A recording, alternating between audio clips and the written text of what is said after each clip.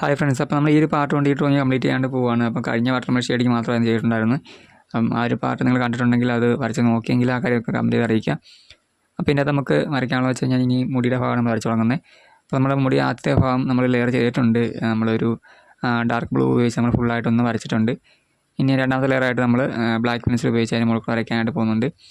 അപ്പോൾ ഞാൻ പറഞ്ഞിട്ടുണ്ടായിരുന്നു നമ്മൾ മുടി വരയ്ക്കുന്ന സമയത്ത് പ്രത്യേകിച്ച് എന്തെങ്കിലും ഒരു ഡാർക്ക് കളർ ഗ്രീനോ ബ്ലൂ എന്തെങ്കിലും ആഡ് ചെയ്തിട്ട് അതിൻ്റെ മുകളിൽ രണ്ടാമത്തെ ലെയറായിട്ട് നമ്മൾ ബ്ലാക്ക് പെൻസിൽ ഉപയോഗിച്ച് വരച്ചാൽ ഞാൻ പറഞ്ഞിട്ടുണ്ടായിരുന്നു. അപ്പോൾ അങ്ങനെയൊക്കെ ചെയ്യുന്നത് കുറച്ച് നല്ലതാണ്. പിന്നെ നമുക്ക് വരയ്ക്കാനുള്ള തലയിൽ വെച്ച പൂ വരയ്ക്കാനുണ്ട്. അപ്പോൾ അത് വൈറ്റാണ്, അതുപോലെ തന്നെ സാരിയും വൈറ്റാണ്. അപ്പോൾ അതുകൊണ്ട് നമുക്ക് അവിടെ വലിയ വരയ്ക്കേണ്ടതായിട്ടില്ല, അല്ലെങ്കിൽ വലിയ ഷെയ്ഡ് ചെയ്യേണ്ടതായിട്ടൊന്നുമില്ല.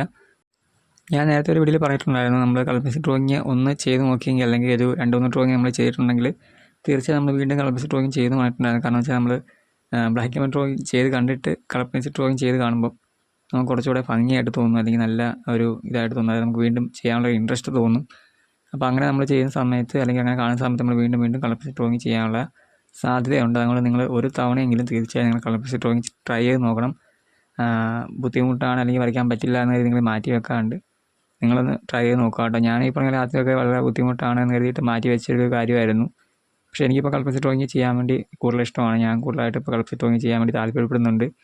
അപ്പോൾ നിങ്ങൾക്കും അങ്ങനെ ഒരു താല്പര്യം ഉണ്ടാവും. നിങ്ങൾ കൂടുതലായിട്ട് ചെയ്യുന്ന സമയത്ത് നിങ്ങൾക്ക് എൻ്റെ വീഡിയോസൊക്കെ ഇഷ്ടമാകുന്നുണ്ടോ എന്നുള്ള കാര്യം നിങ്ങൾക്ക് കമൻറ്റ് അറിയിക്കുക കേട്ടോ. നിങ്ങൾക്ക് എൻ്റെ വീഡിയോസ് യൂസ് ആകുന്നുണ്ടെങ്കിൽ ആ കാര്യം ഒന്ന് പറയാം.